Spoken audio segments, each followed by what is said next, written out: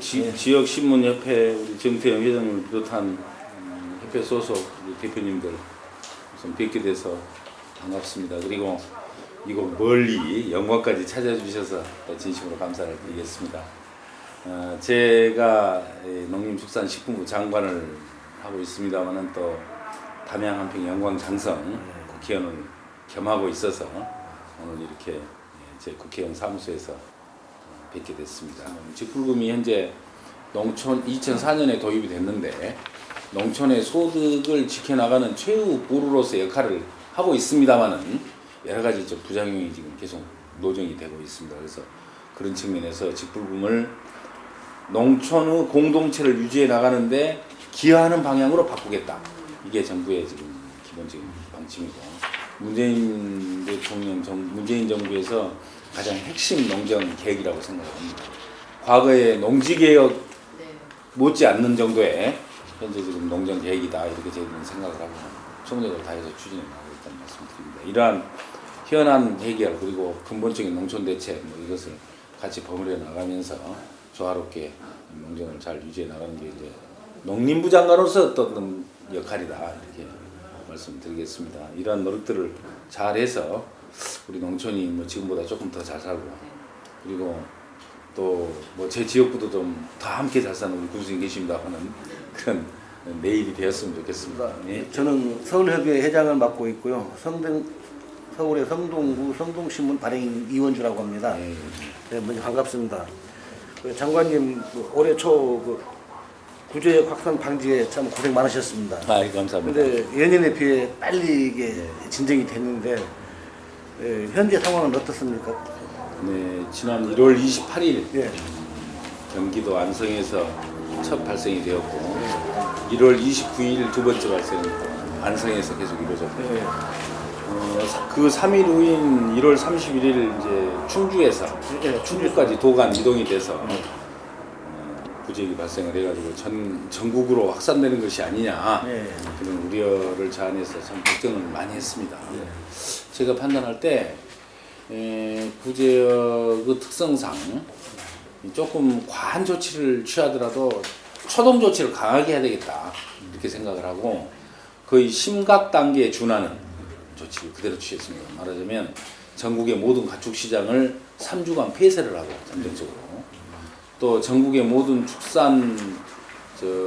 축산물이 이동 제한 조치를 내려서 그 일정 기간 동안은 함부로 이동을 할 수 없도록 이동을 하려면 모든 소독 조치를 다 취하고 또 승인을 받은 차량이나 축산물에 한해서 이동이 가능하도록 이렇게 제한적인 조치를 취했고요.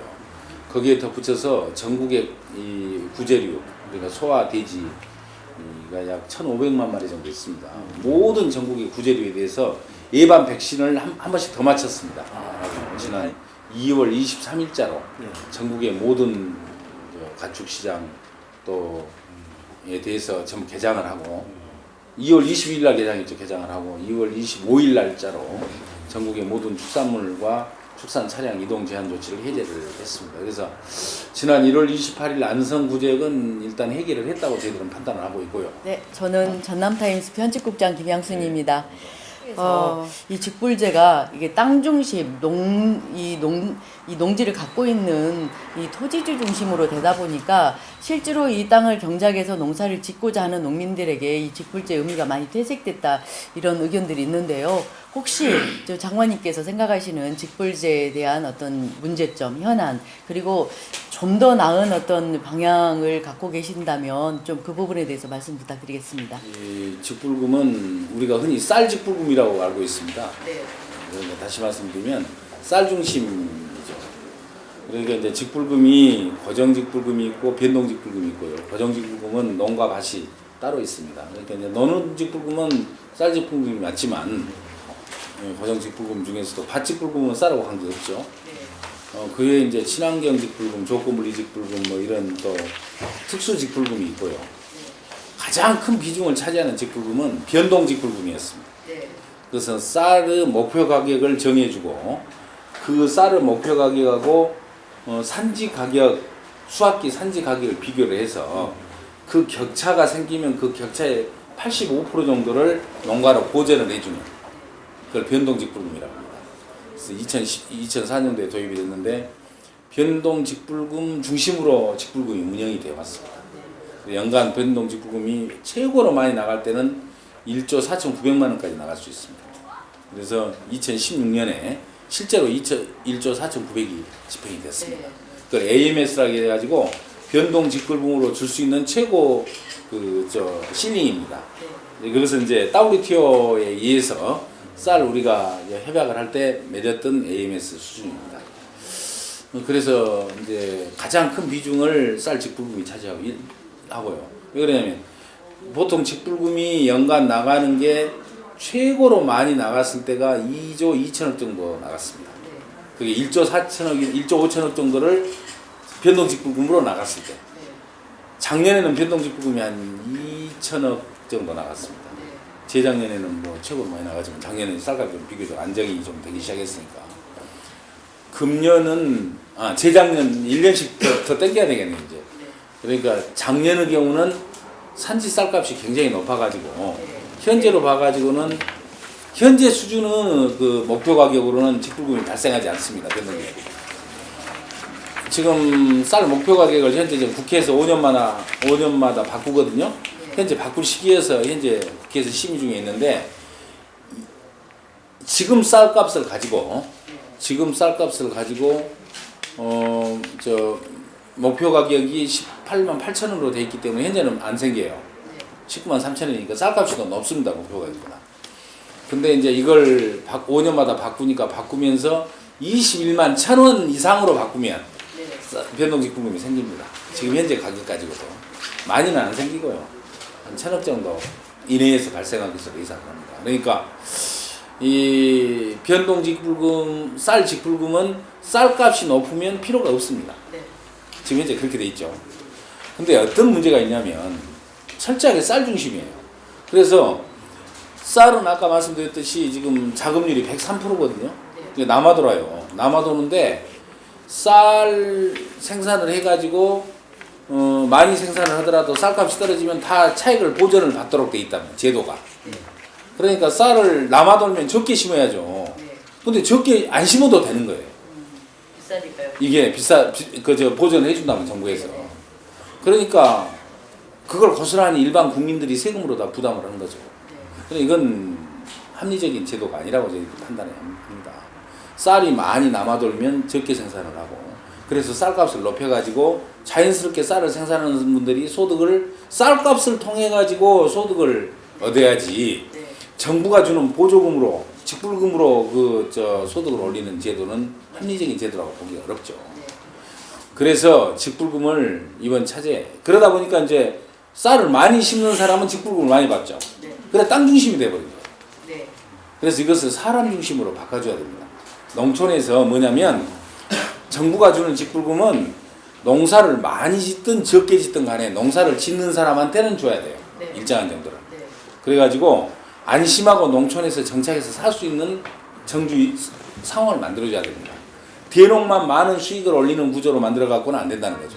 소농들도 고령농들도 영세농들도 일정한 정도 소득을 보장을 받고 농촌에서 안심하고 쌀을 많이 경작을 않더라도 최저 생계비 정도를 충족을 시켜줄 수 있는 상황이나 환경이나 경제적 여건이 마련이 되는 것이 직불금이 그러한 방향으로 바꿔야 한다는 겁니다. 제 생각은. 그래서 이제 일단 직불금을 바꾸려고 합니다. 어떻게 바꾸냐면 모든 직불금을 통합을 해서 쌀 생산량과 상관없이 모든 농가에 일정한 정도를 기본 지급금으로 다 줘요. 전국의 농가가 105만 가구인데 105만 가구에 대해서 뭐 100만 원 내지 150만 원 정도 사이에서 이제 결정을 하면 모든 농가에 일률적으로 지급을 합니다. 농촌을 지키고 그러니까 다시 말씀드리면 농촌에 살면서 논에 물을 대고 밭에 씨를 뿌리기만 하면 그런 농민들에게 대해서는 그분들이 농사를 지음으로써 환경 보존을 하고 식량 안보를 유지해 나가고 올려주고 또 아울러서 농촌에서도 농사를 짓도록 만드는 농촌에서 살도록 만드는 농촌 공동체를 유지해 나가는 데 기여를 하잖아요. 그런 농업 경제 외적 가치에 대해서 정부가 보상을 해주겠다. 이게 이제 그런 취지입니다. 그래서 기본 지급금을 일률적으로 지급을 하고, 그 대신에 이제 농사를 많이 지은 분들 계시잖아요. 그분들한테는 더 주는 게 맞죠. 그래야겠죠. 더 주는데 과거처럼 정비례 방식으로 해가지고 많이 지으면 많이 지을수록 쌀 농사를 똑같이 많이 주는 게 아니고, 하우 그렇게 적게 지은 분들한테는 상당 부분 많이 주고, 지금 현행보다, 그 다음에 많이 짓는 분들한테는 이렇게 보통 하후 상박이라고 하는데 박까지는 아니고 하후 상중 정도로 그렇게 해서 지금 제도를 바꿔서 지급을 하려고 생각을 하고 있습니다. 그게 우리가 말하는 공익형 직불금 제도입니다. 그런데 그걸 하려면 두 가지가 전제가 돼야 돼요. 첫째는 쌀값이 높게 유지가 돼야 됩니다. 그래야 쌀값이 낮아버리면, 쌀값이 낮으면 그 소득 결손을 그동안 직불금으로 보전해 왔잖아요. 그런데 쌀값이 높으면 직불금이 필요가 없어요. 그러니까 직불금이 필요가 없도록 쌀값을 일정한 수준 이상으로 높게 유지가 돼야 됩니다. 그러려면 생산을 했는데 과잉 생산이 되는 분에 대해서는 과감하게 정부가 시장에서 격리를 시켜줘야 되죠. 시장 격리. 그래서 정부의 자동 시장 격리 조항을 법적으로 만들려고 합니다. 현재 지금 그 개정안이 올라와 있는데, 그걸 만들어주면 이제 금년에 전국적으로 387만 톤 쌀이 필요한데 올해는 공교롭게 387만 톤만 딱 생산했어요. 그러니까 시장 격리가 별도로 필요 없었습니다. 근데 예를 들어서 90만 톤을 생산했다 3만 톤이 남잖아요. 3만 톤을 의무적으로 정부가 사주는, 자동으로 사주는 그러한 지금 정책을 앞으로 이거 같이 좀 취하려고 그러고요. 근데 쌀값이 높아야 된다는 거 한 가지하고, 또 한 가지 이 전제가 돼야 하는 게, 쌀을 많이 안 심어도 되게 해줘야 돼요. 그러려면 쌀을 심는 논에 가능하다면 밀이나 콩이나 우리 부족한 작물들 많이 있지 않습니까? 감자나 아니면 사료작물이나 이런 것을 심도록 유도를 좀 해줘야 됩니다. 그러려면 생산 조정을 하고 쌀을 심을 때하고 그 손해보는 액수가 생기잖아요. 그걸 정부가 보전을 해줘야 돼요. 생산 보전을 해줘야 됩니다. 그래서 그런 제도를 좀 강화를 해서 이렇게 해야만이 직불금 개편이 가능하고요. 그것과 함께 또 한 가지만 더 말씀드리면, 대농들도 과거에 비해서 조금 더 안 늘어난다거나 줄어들 수 있는 거죠. 그렇지만 줄어드는 게 도저히 견딜 수 없을 정도로 많이 줄어들면 반발이 심하죠. 그래서 많이 안 줄어들도록 그렇게 해주려면 총체적인 재원이 늘어나야 됩니다. 아까 말씀드렸듯이 우리나라에서 AMS, 그러니까 변동직불금 총액을 다 소진시켰던 데가 2016년인데 2016년 정도 수준으로 농가에다가 보조금을 이렇게 직불금을 나눠서 주게 되면 아주 적은 분들은 많이 오르지만 많은 분들은 조금만 줄어요. 그래서 2조 4천억 정도 재원을 내놔라, 이렇게 지금 저희들은 얘기를 하고 있는데, 재정당국 입장에서는 거의 지금 현재 작년에 비하면 1조 정도를 더 내놔야 되거든요. 적은 액수가 아니잖아요. 그래서 이건 상당한 정도의 정치적 타협이 필요한 부분입니다. 좀 직불제는 국가적으로 하는 거고, 지금 일부 지자체에서 농업인 월급제를 하고 있지 않습니까?